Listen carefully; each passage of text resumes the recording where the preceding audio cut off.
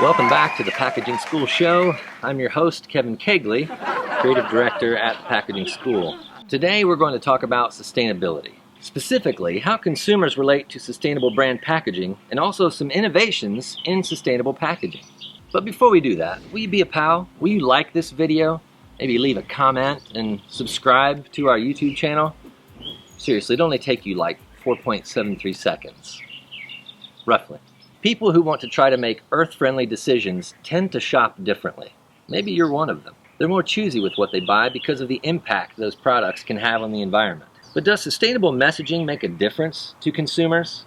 Does it affect their decision-making process when it comes to making purchases? In a recent study conducted by Quad Packaging and Package Insight, they used eye tracking technology, which we've talked about in a previous episode, to get those answers. They found that just slapping a sustainability logo on a package doesn't really influence consumers.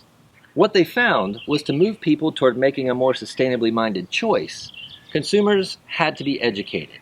They had to first understand what the sustainability logos meant and what the labels were trying to say. And that makes sense, right? If you want someone to make a good choice for themselves or the world around them, they have to be educated.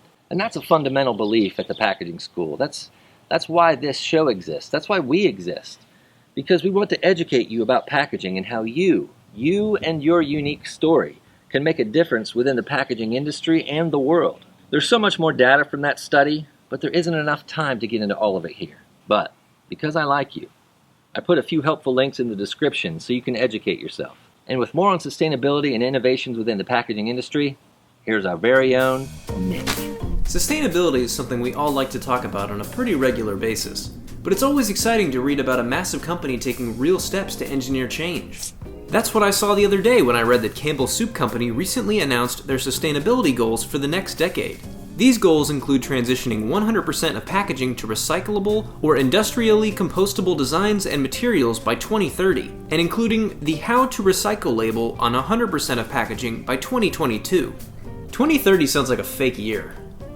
Did you know 2022 is the year that Soylent Green takes place?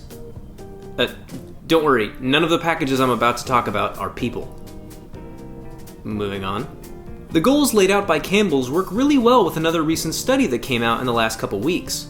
The study, conducted by Trivium Packaging and in partnership with Boston Consulting Group, found that 74% of participants were willing to pay more for products that use sustainable packaging. How much more? Well, a quarter of that 75% said they'd be willing to pay up to 10% more for such products. Considering this recent growth of interest in sustainable packaging from consumers, I wanted to find out what other innovations are taking place. Have you ever heard of Loop? Loop is a grocery delivery service that is currently expanding in the US. But what makes Loop different? Everything they use is reusable. The box you receive your groceries in? Returnable. The packages your food and other products come in? Refillable. All you do is send back the box with the empty product containers in it, and you will be sent back your same box with your products refilled. Considering the amount of waste that can be generated from just one trip to the grocery store, Loop could be a true game changer for the consumer impact on the environment. And lastly, here's something that's still in development. Varden, an Australian startup R&D company, has recently received a lot of attention and funding for the process they are developing. This process allows them to convert the waste materials of sugarcane into a paper-like packaging product with the functional attributes of plastic. This kind of science is incredibly promising, and with continued backing and support, companies like Varden can hope to achieve their goal of a plastic-free future.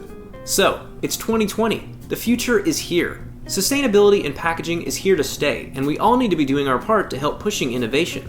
Do some research. Find out what kind of things your company could be doing to help make the world a better place. I know what I'm gonna do. I'm gonna crack nuclear fusion. Later.